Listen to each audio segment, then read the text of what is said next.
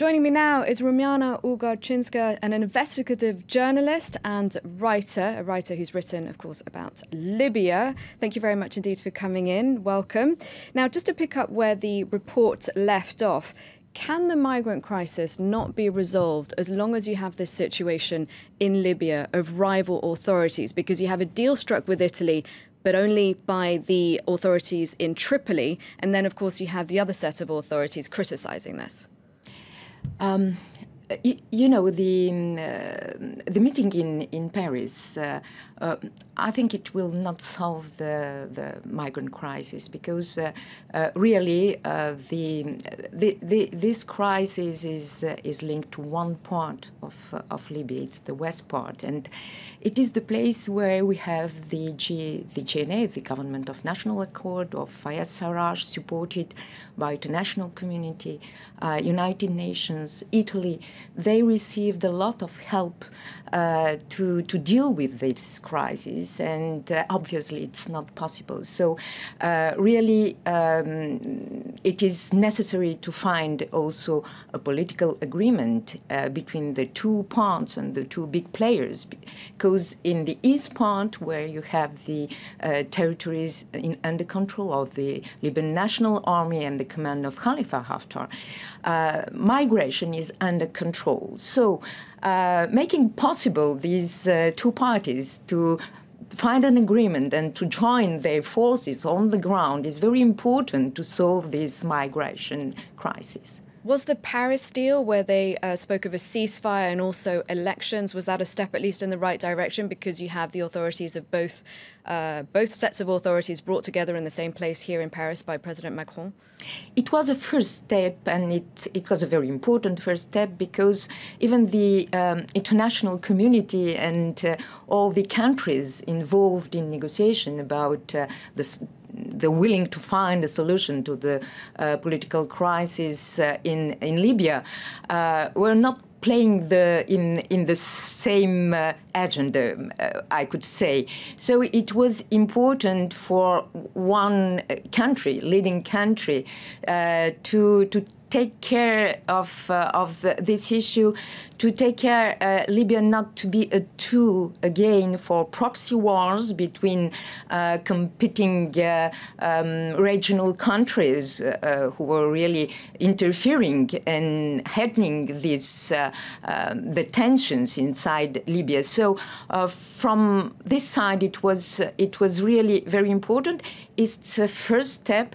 A lot of is expected to be done, and especially with the help of the new envoy of United Nations to Libya. Come to that in just one moment. But first of all, I'd just like to talk about a little bit more about Khalifa Haftar, who I understand you have met.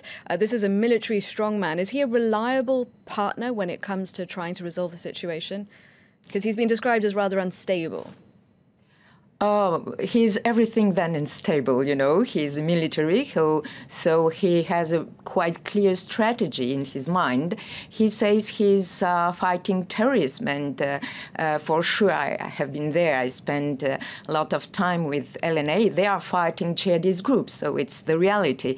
And they succeed to do it, and they succeed to put under control a large part of the country.